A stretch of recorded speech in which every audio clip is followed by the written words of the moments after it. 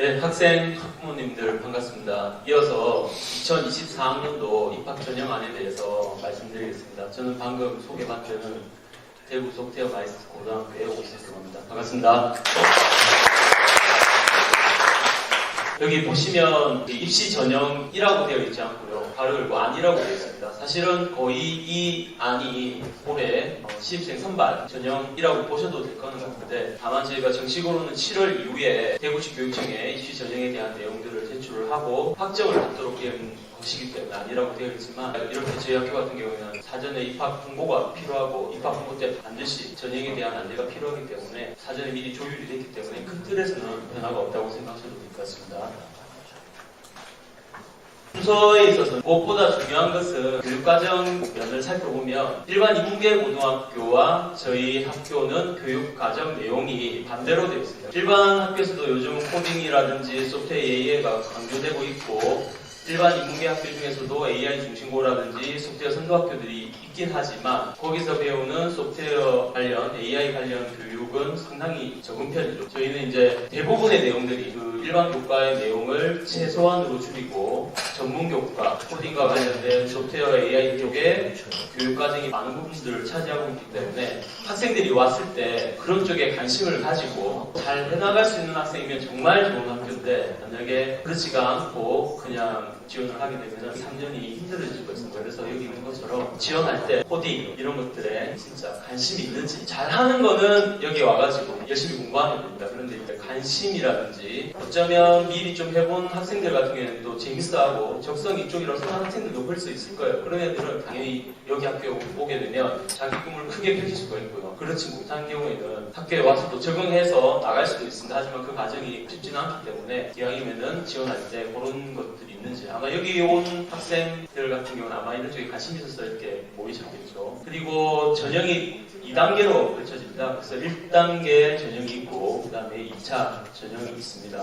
그리고 그 특별 전형이라고 있는데요, 마이스트 전형입니다. 여기에는 나머지 평가하는 내용들은 거의 유사하고요. 신청 면접이라고 해가지고 그 신청 면접 안에서도 컴퓨팅 사고력을 측정하는 그런 지필 형태의 테스트가 있습니다. 그래서 반영 비율이 일반 전형에 비해서, 일반 전형이 그 20%라고 하면 특별 전형, 마이스트 전형에서는 이게 40%입니다. 그러니까 어떤 의미냐면, 내가 코딩이라든지 소프트웨어 쪽에 관심이 있고 이런 쪽에 잘 한다고 생각하는 학생들이 중학교 때의 성적이 낮더라도 그런 부분으로 좀 커버를 해서 그런 학생들도 뽑기 위한 전형이 마이스터 전형이라고 생각하면 되겠습니다. 물론 특별 전형으로 지원했다 하더라도 거기에 탈락이 되면 일반 전형으로 넘어가서 다시 거기서도 성적 산출이 이루어짐을 알려드리겠습니다. 저희는 그 72명을 정원 내로 뽑고 있습니다. 일반 전형이 41명, 특별 전형에 아까 말씀드린 마이스트 인재 전형 20명, 지역 우선 전형 4명,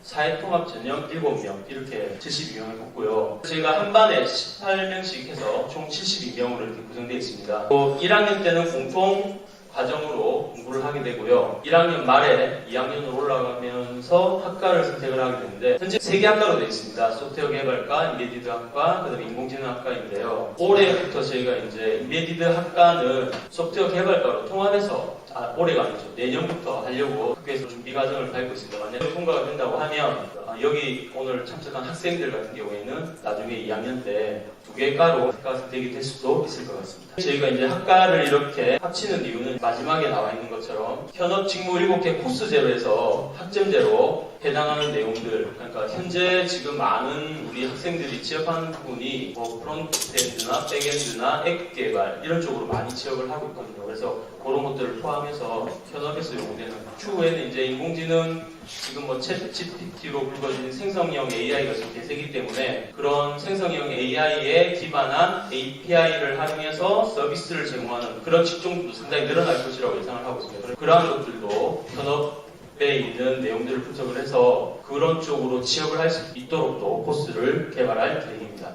전형 일정에 대해서 말씀드리겠습니다. 원서 접수는 10월 16일 월요일부터 10월 19일 목요일까지 되어 있습니다. 이 원서 접수는 인터넷으로 이루어지고요. 또 이때 필요한 제출해야 되는 서류들이 있습니다. 이런 서류들은 학교 저희가 우편으로 내지는 인편으로 방문을 하셔도 되겠습니다. 이 역시 원서 접수 기간과 동일하게 제출하시면 되고요. 그래서 예정 입니다만 1차 합격자 발표는 10월 25일 날 학교 홈페이지를 통해서 이루어질 예정이고요. 2차 전형은 10월 27일 하루 종일 시험을 치는데 학교로 와서 2차 전형을 치르고 2차 합격자 발표는 11월 1일 수요일로 되어 있습니다. 그리고 기숙사 학교이기 때문에 기숙생활에 적합한 신체 검사서를 11월 9일까지 제출을 하면 그때 이상이 없으면 최종 합격되는 것으로 전체 전형 일정은 되어 있습니다. 지원하는 방법은 졸업자 내지는 졸업 예정자 그리고 검정고시 합격자에서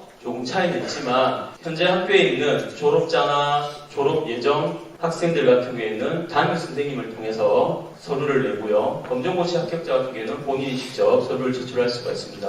본교 입학 전형 홈페이지가 있습니다. 이것을 통해서 지원 서류를 제출을 하게 되고요. 그리고 이쪽을 통해서 자료 입력을 하고 준비 서류를 준비해서 인터넷으로 접수를 하고 필요한 내용들에 대해서는 서류를 작성해서 방문 제출 또는 우편으로 학교로 보내주면 원서가 접수되도록 되어 있습니다. 궁금해하실 것 같은데요. 이게 저희가 올해 뽑으려고 하는 그 학생들의 전형별 성적 반영 비율입니다. 1차 전형은 일반 전형, 특별 전형 할 것 없이 모두 성적으로만 뽑게 됩니다. 보시면 교과 성적 80%, 출결 10%, 그리고 봉사활동, 가산점 순으로 해서 이 모든 것을 합산해서 100%로 환산하여 1단계 전형으로 학생을 선발을 하고요. 2단계 전형에서는 일반 전형과 특별 전형, 특히 특별 전형에서도 마이스트 인재 전형에서 차이가 있습니다.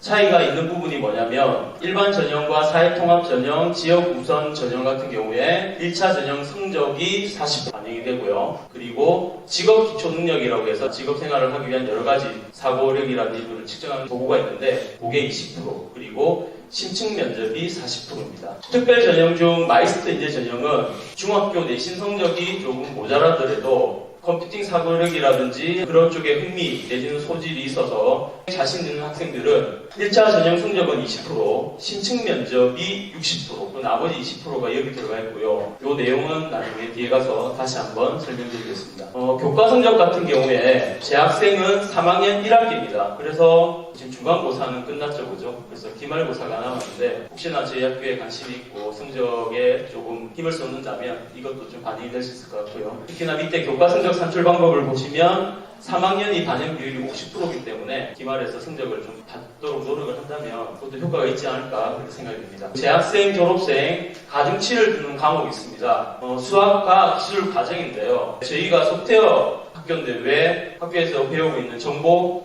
교과는 가중치가 없을까 이런 궁금한 점을 생각하실 수도 있을 것 같은데 아직까지도 자유학기제 내지는 자유학년제가 적용이 된 학생들이 있어서 경우에 따라서는 전국 교과 성적이 없는 학생들이 아직도 있습니다. 그 학생들과 그렇지 않은 학생들 간에 유불리가 생길 수가 있기 때문에 그 성적 산출이 가능한 앞으로 컴퓨터 개발자가 될 때 필요한 유사 과목으로 제일 우선시 되는 것이 수학이고요. 과학 그리고 기술 과정 교과에 대해서 가중치를 2배로 해서 학생들 성적을 산출을 하고 있습니다. 올해도 이렇게 하려고 하고요. 교과 성적 같은 경우에는 이제 경우에 따라서 자유학기제, 자유학년제가 없는 경우에는 그 부분을 빼고 나머지 부분을 가지고 계산을 해서 그것을 100%로 환산하는 형태라고 생각하시면 되겠습니다. 밑에 식으로 2학년 성적이 없는 경우와 1학년 성적이 없는 경우를 이렇게 했는데요. 1학년이 20, 2학년이 30%, 3학년이 50%이기 때문에 재학생 기준이면 마지막에는 산식에서는 3학년은 학기 기준으로 봤을 때에 2배가 되기 곱하기 10이 되는 거고요. 나머지는 다 곱하기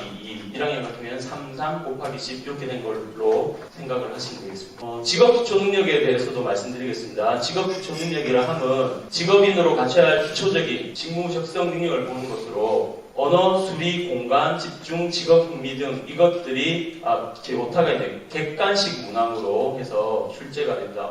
IQ 테스트와 유사한 형태의 문제일 수도 있는데요. 지금 나열한 언어부터 직업 흥미 등까지 이런 것들을 개괄적으로 물어보고 선택형 문항으로 해서 평가가 이루어지는 것이라고 생각하면 되겠습니다. 직업 기초능력 밑에 있는 요 밑에 부분을 유심히 봐주시면 좋을 것 같은데요. 작년에 저희 전형에서는 창의 협업 역량과 마이스트 인재 전형 전형에 코딩 테스트가 있었습니다. 창의 협업 역량은 팀을 조직을 해서 협업 역량이라든지 이런 것들을 좀 살펴보는 그런 전형이 있었는데, 이게 시간을 두고 보면 상당히 이게 효과적인 방법이지만 단일 시험 치는 그 짧은 시간을 이걸 해가지고는 그 학생 선발에 있어서 차별점이라든지 학교에서 요구하는 인재상에 맞는 학생들을 뽑아내는 것은 무리가 있어서 올해부터는 창의 협업 역량을 시행을 하지 않습니다. 그리고 코딩 테스트 역시 마이스터 인재 전형으로 지원 학생들은 중학교에서 배우는 프로그래밍 언어가 블록 코딩이 가능한 스크래치나 엔트리를 배우고 있는데요. 그와 관련된 내용들을 물어보고 프로그램을 완성하는 것들을 물어봤는데, 올해는 이런 것들을 소프트웨어 역량, 컴퓨팅 사고력 역량 평가로 변경을 해서, 작년에는 마이스터 전형에서 직접 컴퓨터 앞에 앉아서 결과를 만들어내는 실기평가가 있었다고 보면, 올해는 그 실기평가가 없고 제시문 형태의 지필평가 형태로 이런 것들을 물어보는 것으로 변경이 되었다는 것을 말씀드리겠습니다. 지금 말씀드린 내용이 여기 포함이 됩니다. 심층 면접에서는 학생들의 학업 및 진로계획, 소질, 적성 이런 것들이 일반적인 면접이 되고요. 컴퓨팅 사고력 역량이라고 해가지고 컴퓨터 프로그램으로서 잘 크어나갈 수 있는지를 판단하는 것을 지필형태로 바꿔서 평가를 하려고 하고 있습니다. 나중에 제출해야 되는 서류에 보면 학업계획서라든지 자기소개서, 그리고 생활기록부 이런 내용들을 제출을 하게 되는데, 면접 출제하시는 분들이 이 내용을 보고 학생별로 개별 질문이 될 수도 있고요. 아니면은 전체적으로 똑같은 것들을 공통 질문이 될 수도 있고, 이런 것들을 가지고 면접을 하게 되고요. 학업 및 진로 계획의 방향. 그리고 밑에 보시면 컴퓨팅 사고력 역량이라고 해가지고 평가 내용은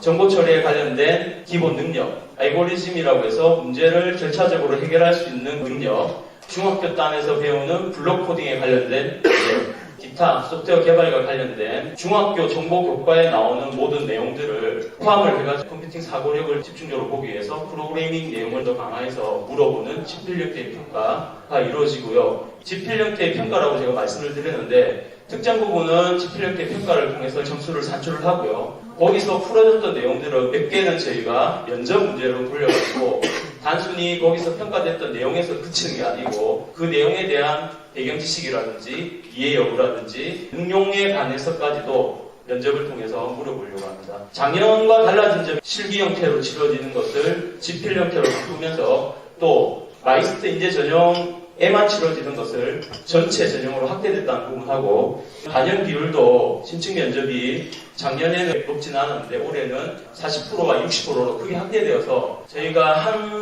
학년에 뽑는 학생이 72명인데요. 그 중에 성적 면에 있어서는 뛰어나지만 생활 면이라든지 다른 학생들과 어울리는 면에 있어서 조금 좀 문제시된다거나 이럴 경우에는 학교에서 그런 학생들을 끝까지 끌고 나가기가 힘든 경우가 많기 때문에 올해 신층 면접 이 부분을 좀 강화해서 그런 부분들을 좀 더 면밀히 들여다보려고 전형안을 좀 수정했다는 것을 말씀드리겠습니다. 특별 전형 같은 경우에는 사회 전형 이런 것들은 1차 전형 합격자를 먼저 선발하고 불합격했을 경우에는 다시 일반 전형으로 돌려서 다시 일반 전형 1차 전형 합격자를 함께 돌려서 선발하도록 되어 있습니다. 1단계 전형, 특별 전형이든 일반 전형이든 작년에도 2배수를 했고요. 올해도 2배수를 선발해서 2단계 전형으로 넘겨서 계속해서 평가가 이루어지게 됩니다. 이제 최종 합격자가 정해졌을 때 2단계 전형에서 동점자가 있을 경우에는 신층 면접 점수가 높은 학생, 그것도 동점이면 출결, 그것도 동점이면 3학년 때부터의 교과 성적, 그리고 직업 기초 능력 이러한 순으로 해서 동점자를 기준을 나누어서 뽑고자 하고 있습니다. 2차 합격자 같은 경우에는 기숙사 생활을 위한 기숙사 입사용 건강 진단서를 제출을 해야 되고요. 2차 전형 합격자가 신체 검사를 통과하게 되면 최종 합격자로 선발이 되게 됩니다. 기숙사 입사용 건강 진단서는 합격 후에 한 달 이내, 1개월 이내의 내용을 가지고 제출을 해야 됩니다. 여기까지 간략하게 올해 입학 전형안에 대해서 말씀을 드렸습니다.